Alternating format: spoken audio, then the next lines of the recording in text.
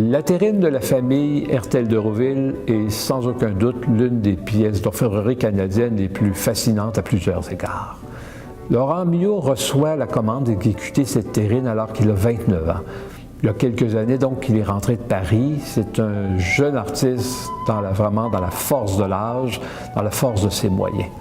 Le mécène qui commande la pièce, c'est Jean-Baptiste Hertel de Rouville, qui est un seigneur, qui est un politicien, un milicien. En fait, c'est un vieil aristocrate canadien-français. Le père de M. de Rouville est décédé l'année précédente et je pense qu'il y a une certaine volonté d'affirmation sociale dans la commande d'une pièce aussi somptueuse. Les terrines d'argent sont extrêmement rares en orfèvrerie canadienne. On en connaît seulement 3. Et celle-ci est manifestement la plus importante de toutes celles qui sont conservées. Au niveau esthétique, Miot fait une synthèse assez exceptionnelle entre des éléments essentiellement du néoclassicisme français, mais aussi avec quelques pointes qui viennent du rococo anglais. C'est une synthèse des deux styles qui est tout à fait unique.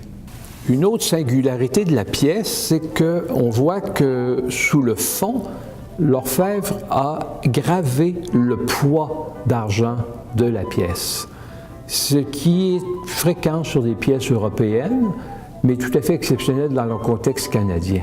L'œuvre sera exposée à Montréal dès 1905, mais il faut attendre l'année 1942 pour que là, sa véritable découverte par les historiens d'art fasse en sorte qu'elle devienne littéralement une star.